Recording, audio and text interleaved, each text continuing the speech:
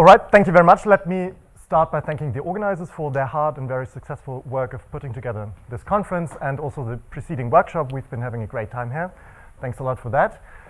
I'd like to talk today about these three recent papers done in collaboration with my student Sven Krause from Heidelberg, with Christoph Meyerhofer, who's a postdoc in Heidelberg and who's also participating in this conference, and with my student Max Kersten, who's also here and who covered part of what I will be discussing at the end of this talk on Tuesday. So to begin with, I would like to stress that investigating local and global issues in F-theory phenomenology is really not in contradiction, but this is something that should be considered as going hand in hand. We saw in a number of nice talks yesterday and today that many important phenomenological aspects in F-theory model building are indeed governed purely by the local data of our compactification. This is fantastic because we can learn a lot without specifying the UV boundary conditions, if you like, in detail. On the other hand, however, it is also well known, it has been known in string phenomenology for a long time, that there are other important ingredients in model building which do depend on global aspects, in this case on global aspects of our geometry. These are known to include, for example, the physics of abelian gauge symmetries, which are important because they have an imprint in terms of selection rules in our gauge theory. It includes in this case, physics or mathematics of gauge fluxes, which of course are crucial to get chirality and crucial ingredients in our model. And it also, global aspects are also important to study instanton effects, as we heard earlier this week and today in a number of talks. Instanton effects are not only important for moduli stabilization, for SUSY breaking, all of which are manifestly global questions, but they are also important in the context of generation of couplings, selection rules, etc., something that looks like it's really only dependent on the data of our gut manifold. But in particular, Fernando's talk today, I think, was a prime example that showed that even though we have an effect that looks like it's far away, we have an instanton that is far away from our gut brain, nonetheless, it made a difference how this is really completed, if the instanton intersects one of the metabranes or not. And as he discussed, there are two different effects. So we really need for certain effects full information of our model.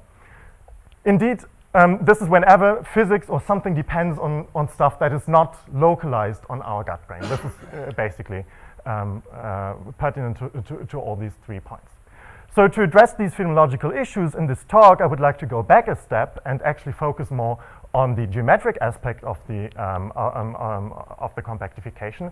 I will start by discussing the singularities of the fourfolds and their resolution for SU5 models and for SU5 times U1 models. This will then put us in a position to construct gauge fluxes, which we definitely need for model building. I will then pause a second and compare this with Type IIB limit, and I will motivate and tell you why this might be interesting. And finally, I will discuss aspects of M5 instantons and in particular selection rules for the superpotential. So the framework we'll be working in is the usual one, namely F-theory compactified on an elliptic fibered Calabi-Yau fourfold over 3 complex dimensional base. We will describe this elliptic fibration as our beloved Weierstrass model with projective coordinates x, y, and z in the fiber. So my z is what was, yes, so I'll call this z and not w as opposed to Sakura, just so you don't get confused.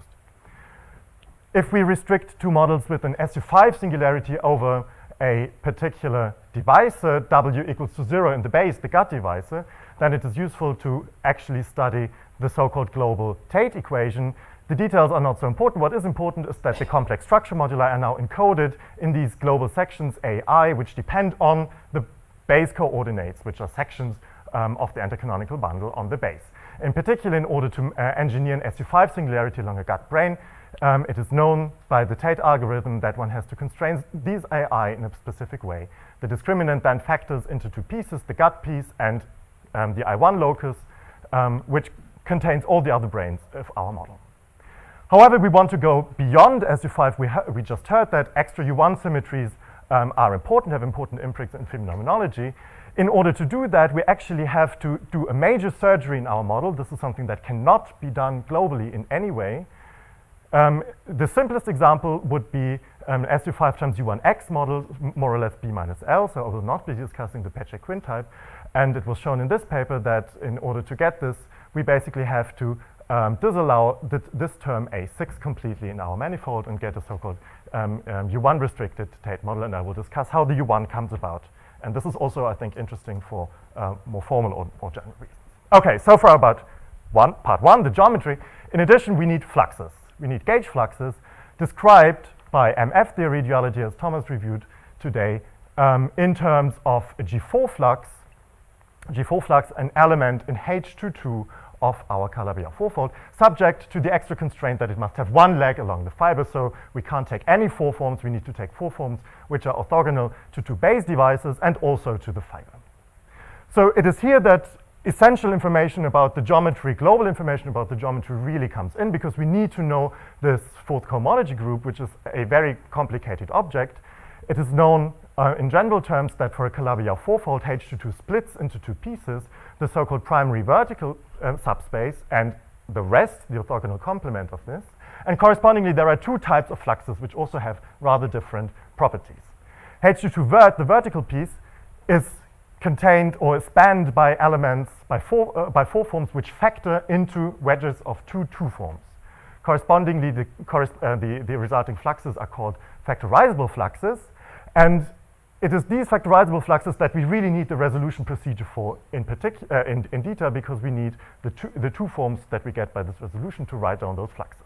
And basically, there are two examples of such fluxes in the literature at this moment, and I guess this more or less exhausts the classification.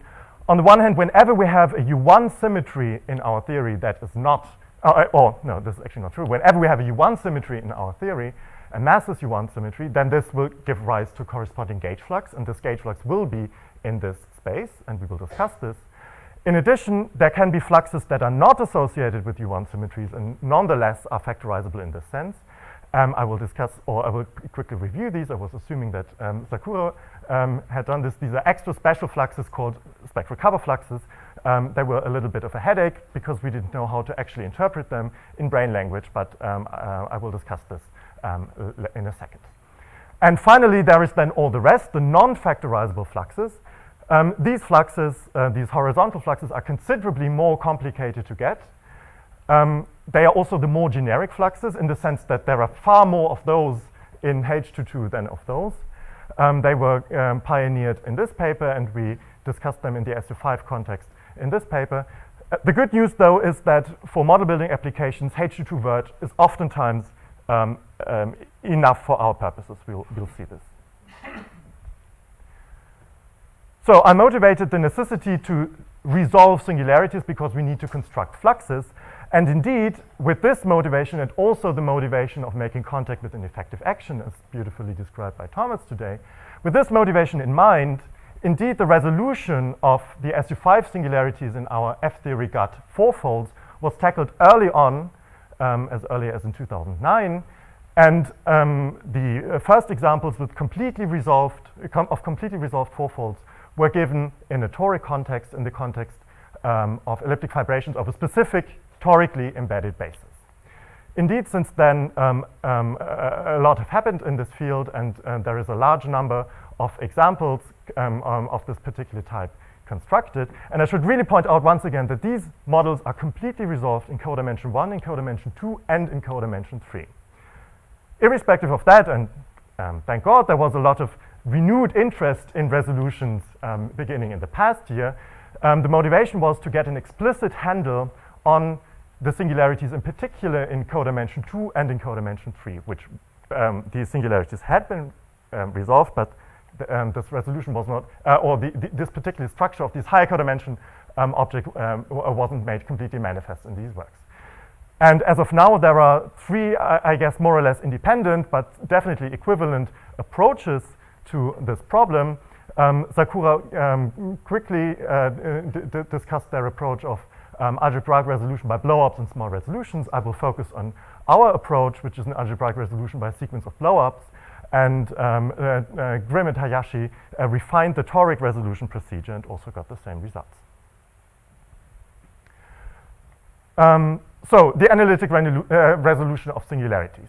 Our approach is inspired, in fact, not by Isoli-Yau, but by the Tate algorithm, which had been around for a while. And as I said, it proceeds by a sequence of blow-ups, and it is valid for an arbitrary base. So this is not an approach that can be applied only to toric manifolds, but it's valid for an arbitrary base. This is important because we get arbitrary expressions for the fluxes and various integrals, which we can then compare with, say, Type IIB and draw general conclusions. So since this wasn't covered in so much detail, maybe I should very quickly describe the general logic about this, but without going into too much detail. First of all, toy model SU2. So let's suppose we just have an SU2 singularity. So in that case, our Tate model takes this particular form. We only have lower powers of W appearing in our Tate polynomials. And it is obvious that this hypersurface is indeed singular. It is singular at the point x equals y equals 0 in the fiber over W equals 0, which is in the base. So we have a singular point fibered over a divisor in the base because the polynomial and also its gradient vanish. So to do this, one blows up, one introduces one new coordinate together with the corresponding scaling relations in this manner. And this scaling relation makes sure that the singular point is removed, so to speak, and indeed replaced by a resolution divisor. This new coordinate E1 equal to 0 now gives the resolution divisor, which is a P1 fibered over the singular locus, and which changes the fiber structure over the formerly singular locus.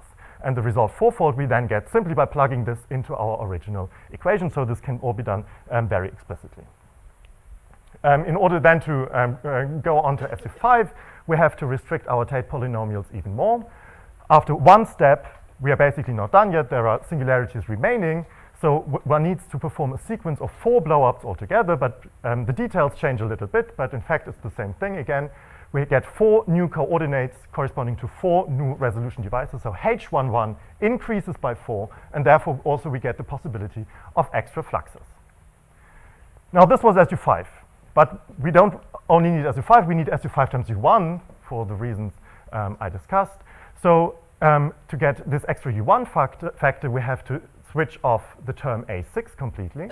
It now turns out that there is an extra singularity remaining. It's a singularity over a curve, the curve where A3 and A4 vanish. One can check this. This is a curve of SU2 singularity. So one extra blow up is required.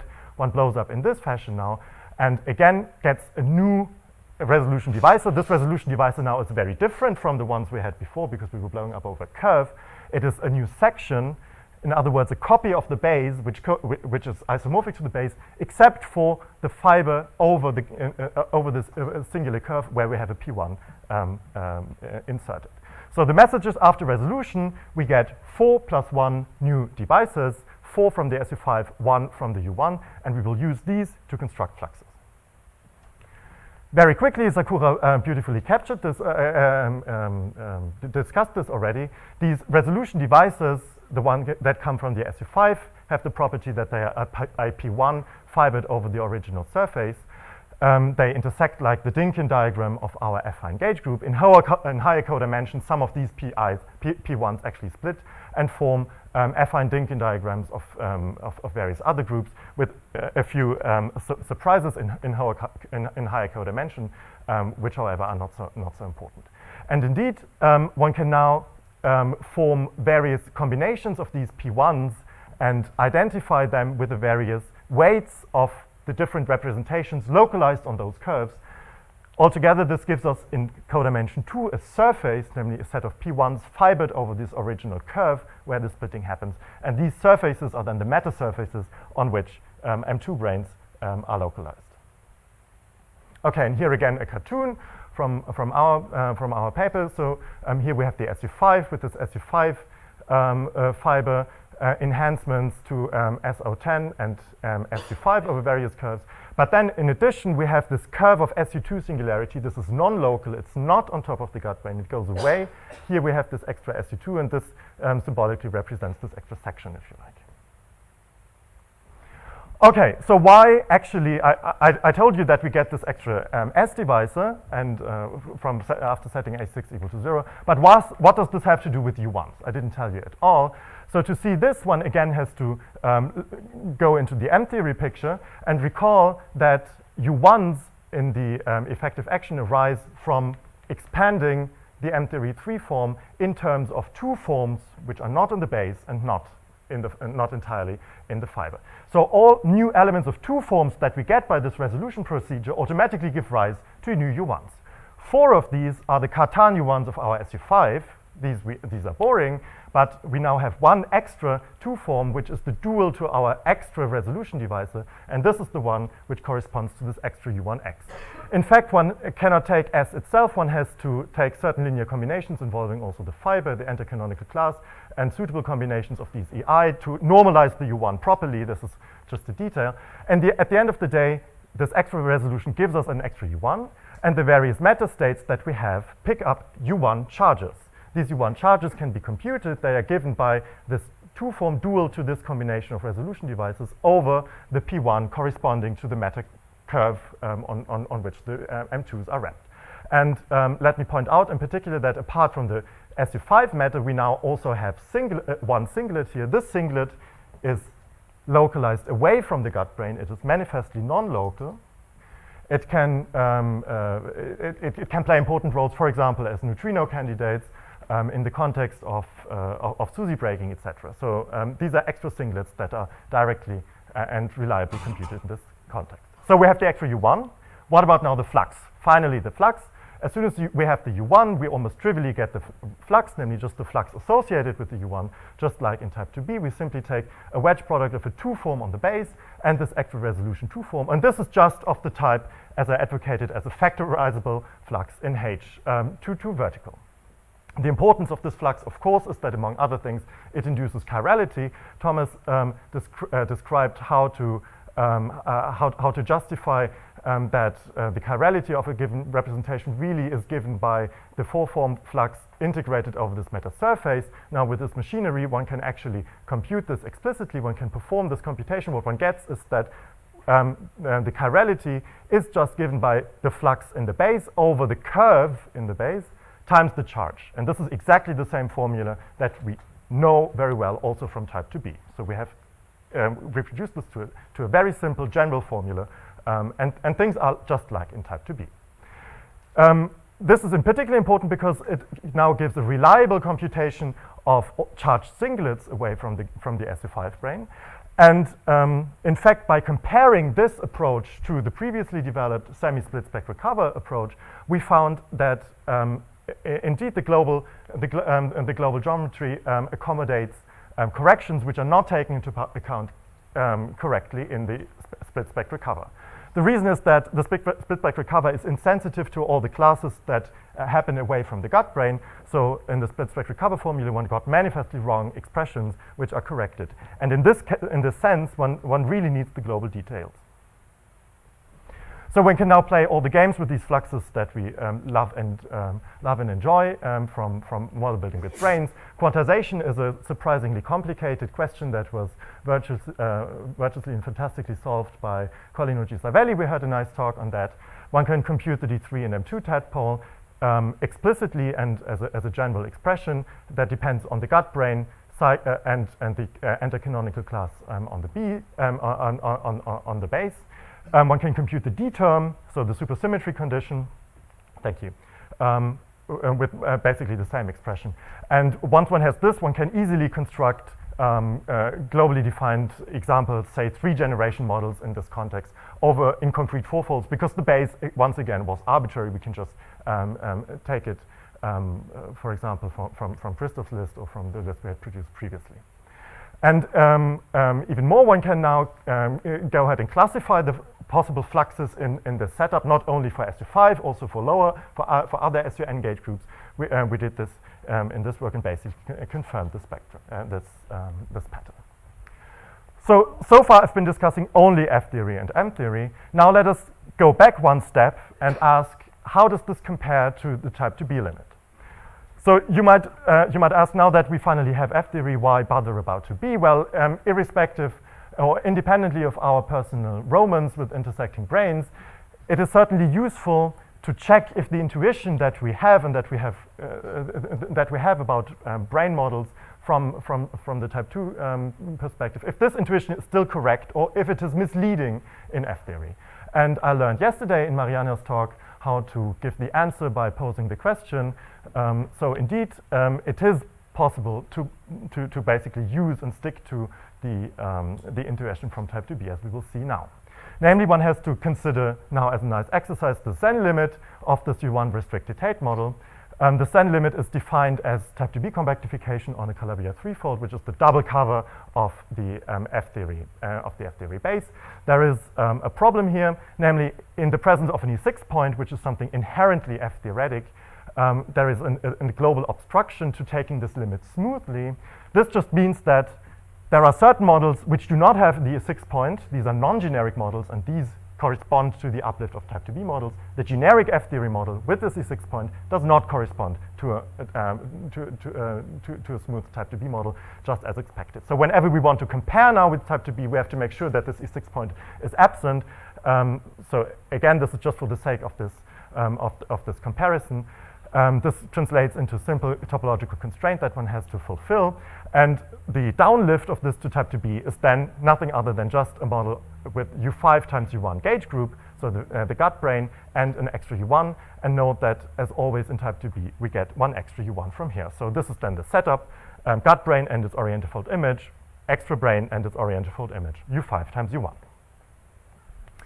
So first of all, let us see how do the U1 factors compare in both pictures, because the U1 in our case now came about very surprisingly, at least to me. It wasn't really localized on any of the other branes, or nothing split, no brane split in this sector, so it might be a bit mysterious how the U1s actually come about. And the key point to realize is that out of these two U1s that we have in type IIB, one of them is generically massive, is massive even in absence of gauge flux. This U1 decouples in F-theory. On the other hand, the orthogonal linear combination remains massless. I mean here, massless prior to switching on gauge flux, so it's geometrically massless, if you like. And indeed, it turns out that this U1 is precisely the U1x that we had in F-theory. One can confirm this by computing comparing the charges, for example. One can then go on and compare the fluxes. Indeed, this U1x flux is just the flux that corresponds to this massless combination of U1s, namely is a flux F on the first brane and the flux minus F on the second brane, so that it really corresponds to this linear combination. So the U1x flux that we have there is just the U1x flux also in type IIB. One might now think that in type IIB one has so many more fluxes. Where are they, all of these fluxes in F-theory? In fact, this is already not true, because we have to take into account in type IIB the D5 tadpole, which is very restricting, surprisingly restricting, and it turns out that apart from this flux, for every F, we have only one more possible flux, and this possible flux is proportional to the 7 brane class on this on this U5 brane. So we only have, we only have one more extra flux. This depends on a discrete parameter here that we can turn on. It is a flux in the massive U1A. So what does this flux correspond to? It turns out this flux just corresponds to the extra flux that we still have in F-theory, namely the so-called spectral cover flux, which I thought that Sakura would introduce in detail. So it's my job now to do this. In addition to these U1 fluxes, one has one more linear combination that satisfies all our constraints for free. This linear combination is fixed completely up to a prefactor, which has to be chosen such that everything is well quantized. And surprisingly enough, it turns out that this flux is precisely this extra flux in U1. This is surprising because this flux has an interpretation in terms of a spectral cover. There it is just the flux associated with the orthogonal SU5 that we get by breaking E8 down to SU5. This has nothing to do with any U1 whatsoever. For a long time, many people, including myself, thought that this flux is generically F-theoretic. We don't have it in type IIB because we don't have this underlying E8 structure. This is all not correct.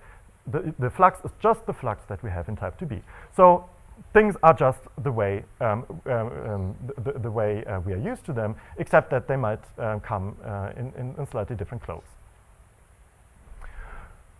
Okay, in the remaining few minutes, let me briefly sketch the last aspect, namely D3 M5 instantons in the context of F-theory model building. As we heard in several talks today, and it was in particular reviewed by Miriam, there's been a lot of work on this recently, beginning with Blumhagen, Colino, Gioca et al. In the context of, without it, in the context of F-theory model building.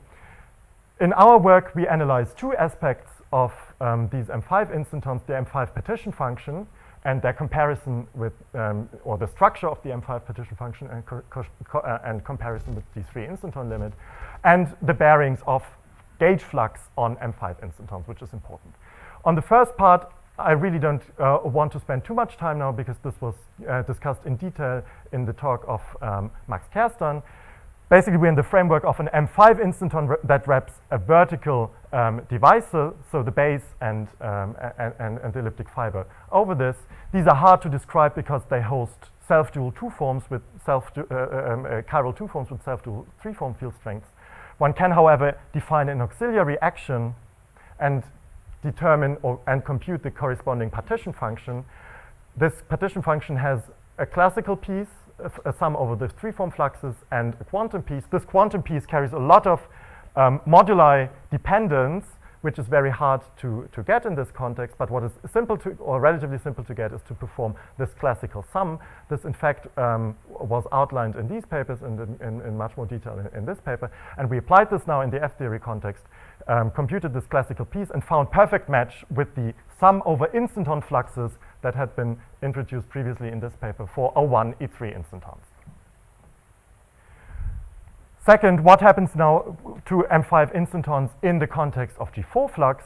This auxiliary action, apologies that this was so fast, this auxiliary action here now picks up a piece that depends on the pullback of G4 to the M5, and it is therefore clear that in the presence of non-trivial gauge flux, the instanton contribution and also the partition function must be modified. In fact, if we're interested only in the KKLT type superpotential that has no charge matter contributions at all, the pullback of this flux to the instanton must vanish. There was a sweet argument by Donaghy and Weinhold that simply pointed out that already now this path integral piece is basically a delta function. More microscopically, the pullback gives rise to a Fried-Witten anomaly, as was pointed out and also used in similar contexts in these works. So in order to see what the selection rules are for an M5 instanton, we should really compute G4 on the pullback of G4. This is easier said than done because we need now to know basically all 4 cycles in our instanton and check if G4 has an intersection with those. And in this work, we found that there are basically 2 types of such surfaces. The first type of surfaces is the one that we expect already from the supergravity. Namely, these are those surfaces that we get whenever we have a massless U1. Just 30 seconds. Whenever we have a massless U1, we can construct a surface from this resolution divisor which lies inside the instanton. The corresponding overlap just reproduces the supergravity charge and therefore gives rise to the charge of the instanton, just like in type 2. There is an additional type of surfaces, however, which are not accounted for by these massless U1s. Namely, one can construct surfaces that are not contained in H22 vert, in other words, which are not algebraic for generic complex structure, but with the overlap of which with the gauge flux can nonetheless be computed. And we gave an argument that these should actually just account for the massive U1 selection rule in the context of a type 2b orientifold. So one last thing I want to clarify, this analysis was entirely in the language of F and M theory. In case we have a U1, a type 2b limit, then this selection rule reproduces this massive U1 selection rule. But even if we don't have this limit, the selection rule remains, we believe. And therefore, again, I would conclude that the intuition about zero modes that we have from type 2b holds also in M theory. So quick conclusions. Explicit resolution of singularities is important for model building for gauge fluxes. The relation to type 2b is more straightforward than we might have thought. And the structure of the partition function of M5 instantons, at least the classical piece, nicely agrees with what we have for fluxed instantons in type 2b, and also the selection rules can be computed. But for this, we need the fluxes. This is why it has taken so long until one could analyze this. Many open questions, in particular in the context of these M5 instantons. Miriam and Jim also discussed this in detail. It would be wonderful to have a better microscopic picture for M5 instanton, not just these selection rules, these indirect selection rules which I gave. And finally, one very puzzling thing to me, what happens to M5 instantons with H flux that induces chirality? Maybe this is actually related to the instanton effect that Kumran proposed in his talk. I don't know. We'll see. Thank you very much for your time.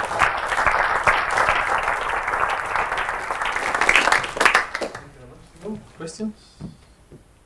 Vivian?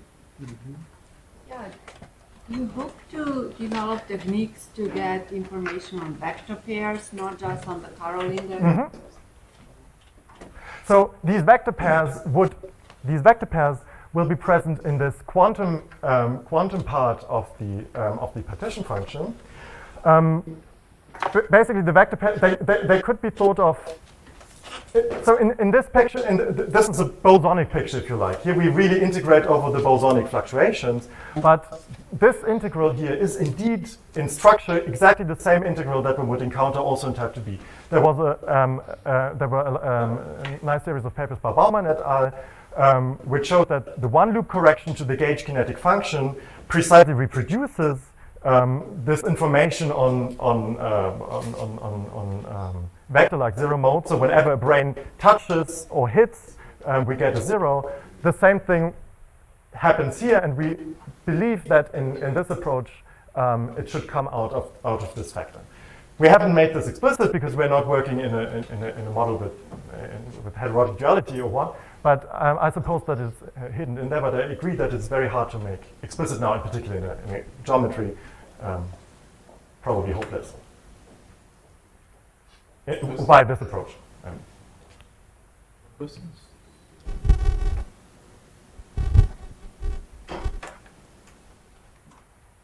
Okay, let's thank Timo again.